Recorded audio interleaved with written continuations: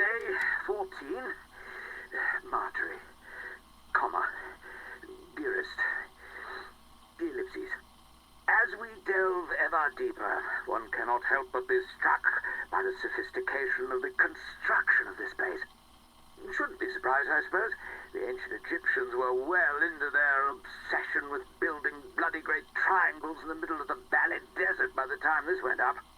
But still, when one conjures Neolithic Europe to mind, well, it's more, I say, where did that bloody great henge spring from? Unless, whatever this is. And they certainly went out of their way to seal it up tight as a drum. 2 weeks to bypass 2 stone doors. Oh, stairs.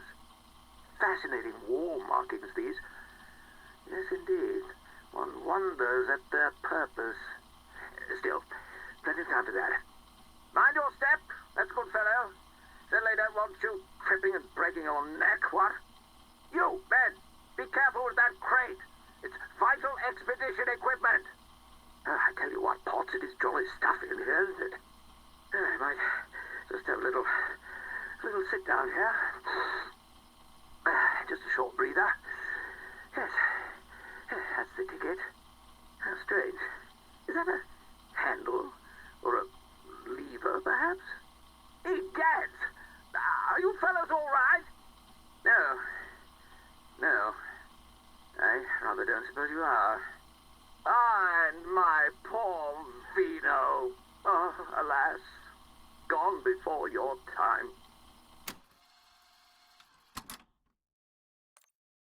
Dashed decent of you to have me out to the country pile for a spot of shooting, what?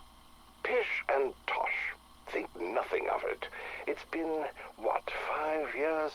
Far too long. And besides, my motives aren't entirely altruistic. Truth is, there's a small matter I want to discuss with you, but that can wait. After you. Finally, into the inner sanctum. I say, this is quite the private archive you have here. Is that a first edition of Description de l'Egypte? Naturally. If you don't mind. And these artifacts, all spoils from your expeditions, I suppose? In the main, yes, with a few personal curios thrown in for good measure. Oh, by Jove, this Bordeaux is the cat's meow. Don't tell me it's the 1870. Archie, be a good chap. Please, be careful with that. Oh, this old thing? Didn't Scarlet gad about wreaking havoc on the ants with it when she was small? Quite so. And having survived that, I'd hate to lose it now. It's quite irreplaceable. One of a kind, you see. Oh, good Lord, how do you read with this? It's not for reading, Archie. The monocle's lens is milled from some very particular quartz glass that I went to quite extreme lengths to procure. Not for reading, I should hope not. Practically a magnifying glass. Sir Archibald, you are at present juggling the objective lens through which Galileo first charted the transit of Jupiter's moons across the face of that most majestic of spheres. And I really must insist that you most carefully put it down. Let's just put you back where you belong. No harm done, eh? Alistair, what and why, and indeed, what is that doing in your possession? Galileo wasn't just a mathematician astronomer. He was an alchemist. I got to thinking, what if that telescope of his was a product of more than just the physical sciences? Had he perhaps goosed it with all the skills he had at his disposal? And what mysteries he unveiled with that wondrous instrument. I had to have it. I was right, Archie. That lens reveals hidden things. It makes the occult, well, known as absconditus, I suppose. But Alistair, how on this green earth did you get hold of it? That, Archibald, is a secret that shall ever ever remain between myself, a museum in Florence, and a certain Mr. Stanton Shaw, Esquire. So, let me see if I have this quite straight. You want me, Sir Archibald Fotherington Smythe, renowned archaeologist and peer of the realm, to go grub around in some tawdry, run-of-the-mill Roman ruins on a burial mound in the south of France that none of the locals will go anywhere near? That's about the size of it, yes. And if I find that, what did you call it, sentinel artifact, that I'm to bring it to you, not publish, not alert the happy scribes of the Royal Archaeological Review, not mark the occasion with even an inch of print in the Times? Seems like you have the measure of it. Yes. Well, no. I mean, it sounds hateful. I shan't do it. Oh, look, old man, not to put too fine a point on it. What else are you going to do with your time? The Egyptian government aren't going to grant you a permit for your own dig. Not so soon after that mummy business. Now, look here. I told you I genuinely thought that mummy was one we'd excavated fair and square. Archie, it belonged to the Egyptian Museum in Cairo. Yes, but it was right next to our cargo on the dock. And it was intended as a gift from the people of Egypt to the King of Spain. But they all barely well look the same. When you were seen waltzing a 2,000-year-old mummy around in broad daylight, singing a rugby song about the daughter of a local tradesman. Well, I had rather a lot to drink, I will admit that. We've known each other a long time, Archie. We go back, don't we? Oh, I should say so. Wasn't old Flinders dig at Tanis? 1885. I remember because I missed Scarlett's birth for it. My wife was furious.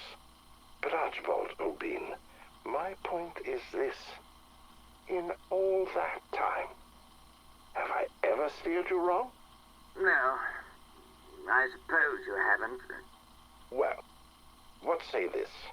You take the expedition, and I'll be sure to smooth things over with the Egyptian authorities.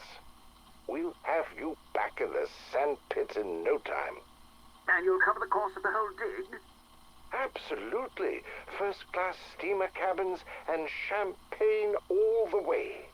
All this sentinel jazz seems jolly important. Why aren't you handling it yourself? Would you believe me if I told you I was keeping a low profile because I'm having a spot of bother with a cult? Probably not.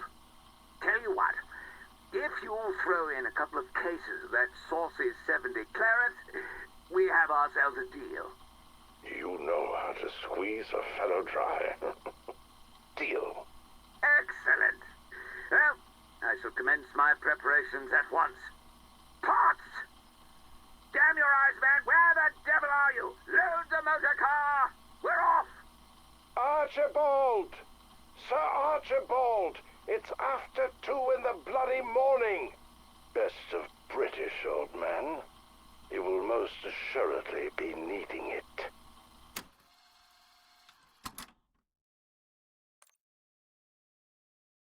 Sir Archibald Fotherington Smythe's personal diary, date 5.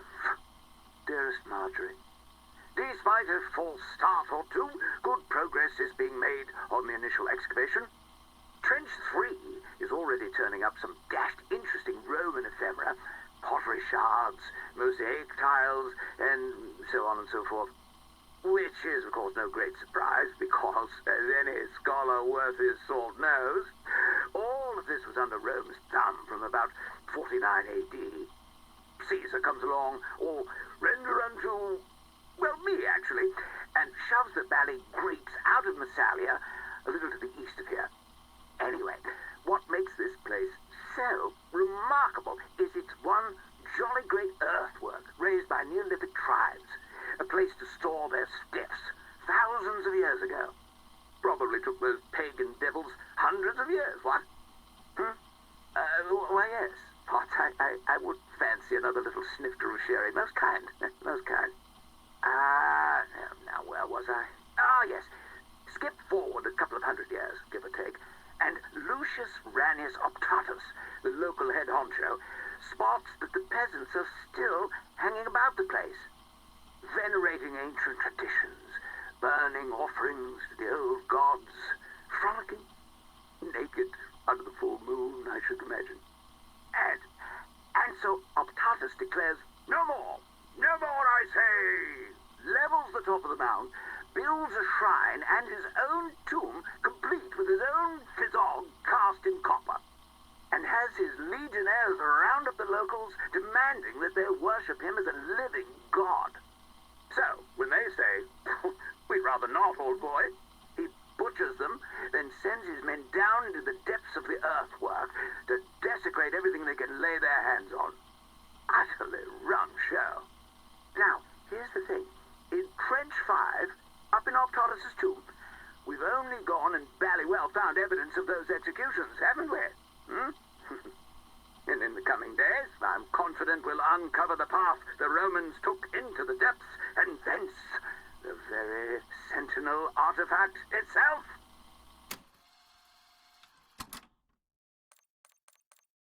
Day 8. My dearest Marjorie, having carefully block and tackled our way to the main site, exploration can finally begin in earnest. To think the last feet to tread these stones were those of marauding Romans, hell-bent on desecration and the domination of the local populace. This air was last breathed before Chaucer chossed, before the bard barded, and before whatever it was that fellow the apple actually did. Certainly makes a chap think, what? The bodies interred here look to be higher status types. Quite the Gauls about town. My little joke. Judging by what personal items and grave goods remain, I would say members of a priesthood or religious caste. That said, the Romans made a real pig for ear of these corpses. Heads and hands missing, objects and offerings scattered all over the blighted place.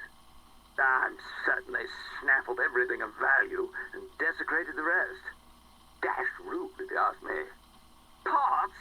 Is that you staggering about over there? I say, have you been at my Bordeaux? You and I shall have words about that later. Damned impertinence. No wonder I've only a crate and a half left.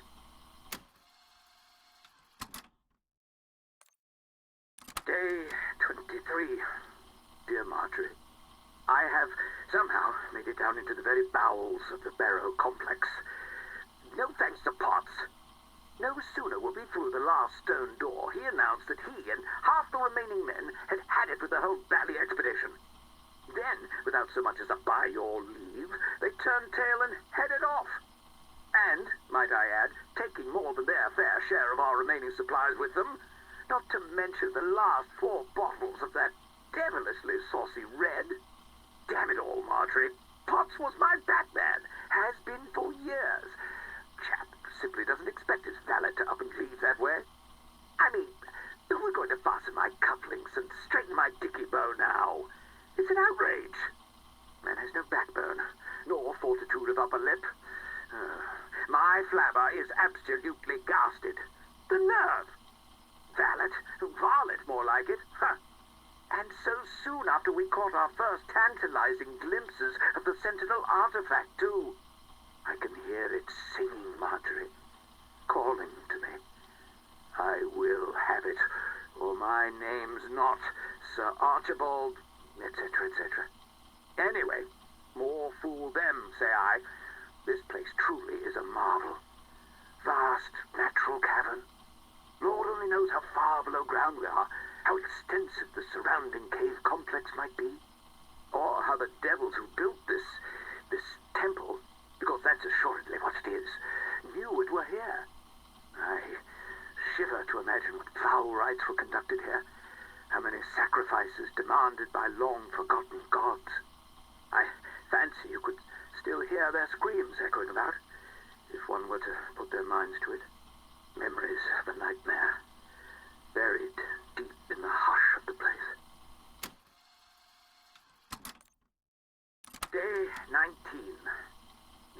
Marjorie. I fear I may be losing the trust and respect of the men.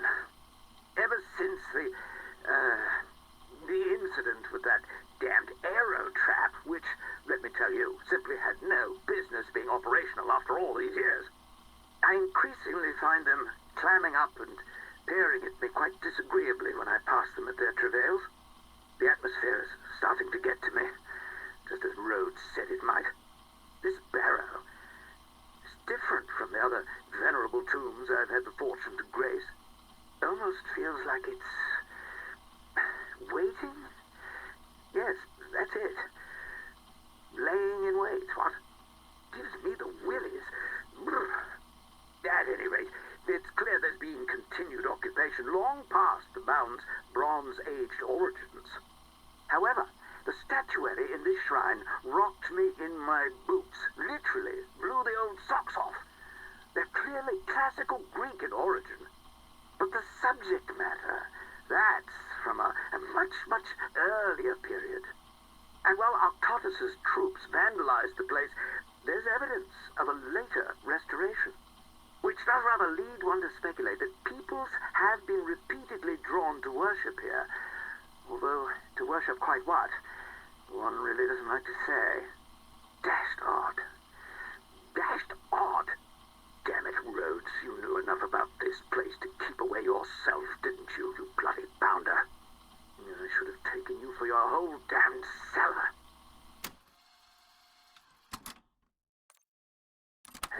Sir Archibald Fotherington Smythe, day... oh, ye gods, day 28. My dearest Marjorie, this, I suspect, may well be my final diary entry. It is my profoundest hope that these recordings somehow make their way out of the depths of this hellhole and thence to your sweet hands. We are out of food, water, and, thanks to that traitorous Cur Potts, there's nary a drop of the good stuff to be found either. Only a handful of the men remain. But by the way they stare at me, and by the rumbling in our stomachs, I fear they mean me ill. This place, Marjorie, this place, it is a veritable cornucopia of horrors, an affluence of primal terrors, but also an oasis of beauty and wonder. I wish you could have... No, I wish I could have told you all about it. Potts, you damnable rabble, is that you? By Jove, you better have at least 2 bottles of my claret with you by way of a peace offering, or, I say, awful pallor you have there, old man. I know none of us have seen the sun in weeks, but you look really quite dreadful, what? Damn. Now look here, I've been more than reasonable. No, keep those grimy claws to your... Wait, claws? Stay back. Back, I say. To arms, men. We are attacked. We are attacked. To the Nexus. We shall make our stand there.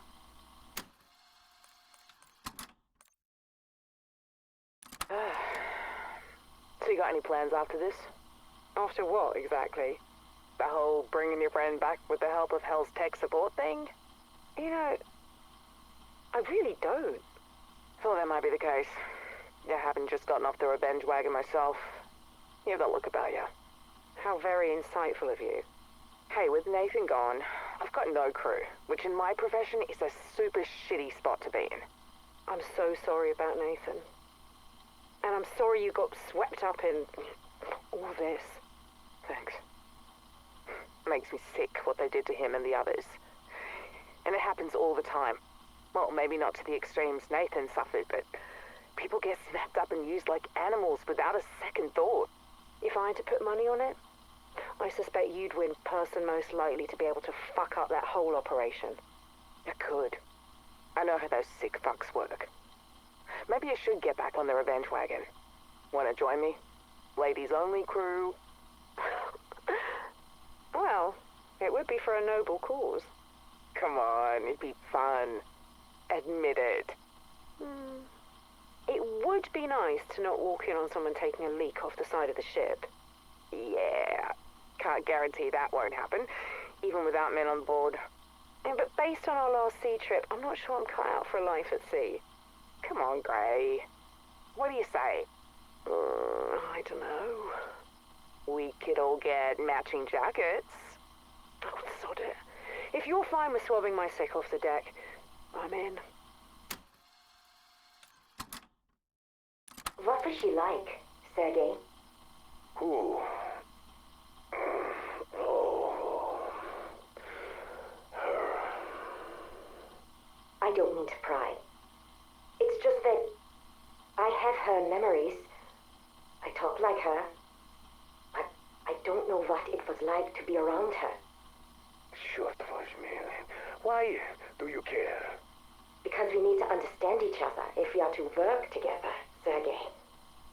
I need to understand how you felt about her. It is complicated. What happened to you after she left? Oh, after she abandoned us, you mean? I thought she sacrificed herself. Different words, same outcome. They're not the same. They are. We are here and she is gone.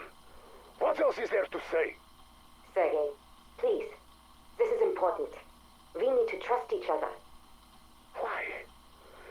So I can pour my heart out to you, and then you can turn around and do the same thing she did? No, of course not. You want to know what happened when Maxis left? I lost myself. The moment after her sacrifice, I turned my back on everything she stood for.